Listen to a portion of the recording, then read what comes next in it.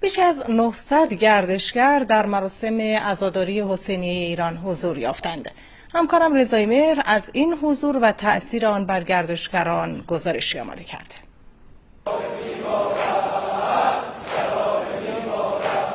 چشمانی سبز و آبی با پوشش‌های رنگی متفاوت، نژادهایی که از آن سوی مرزها آمدند تا در میان سیاه پوشان حسینیه ایران نظاره‌گر مراسم آیینی عاشورا باشند.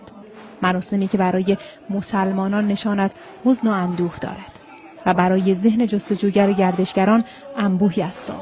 Imam Reza, the grandson of Imam Hussein, said the day of Ashura, the day of martyrdom of Hussein. Really touching story and I think اون احساس غم رو که این مراسم داشتن رو درک کردن.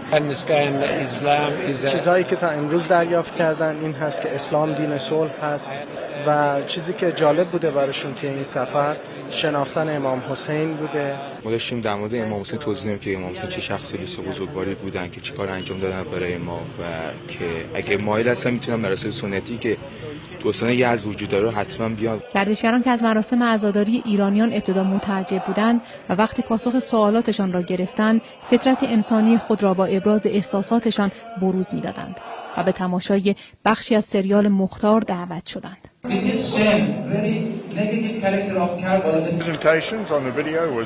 کارگاهی که ما داشتیم و اون کلیپی که نشون دادیم از صحنه‌های کربلا، این چیزی که ما دیدیم واقعا لایق این مراسمشون هست. امام حسین رو به عنوان انسان درست و کامل شناختن و اینکه عقیده دارن که مسلمانان هم پیرو راه امام حسین هستن. یه ورژن دیگه از اسلام رو پیدا کردم و خیلی این برام جدید بود و میرم بیشتر تحقیق میکنم و اینجا رو اسلام و حسین رو جور دیگه یافتم.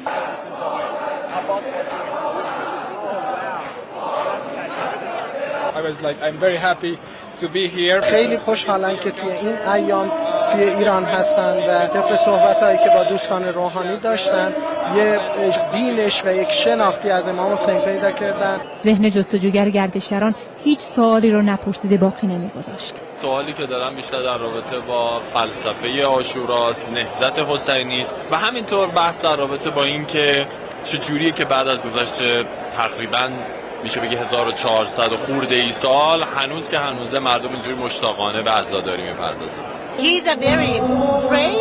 به نظر من حسین یک فرد بسیار شجاع و حامی افراد، حامی انسان‌ها هستش و یک شخصیت بسیار مشهور برای من حساب میشه.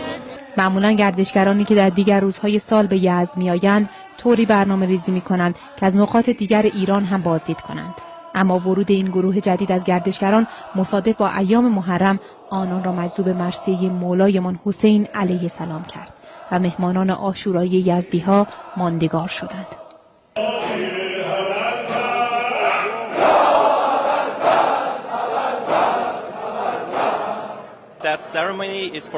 مرد بسیار بزرگی بوده که امروز بعد هزاران سال دارن اینطور براش عزاداری میکنن. عزاداری یزدی‌ها به اوج می‌رسد.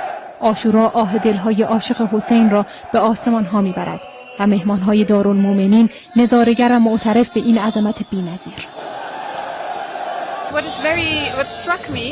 یه مراسم خاصی تو عمرم دیدم به خاطر اینکه همه نوع سنی رو درگیر کرده.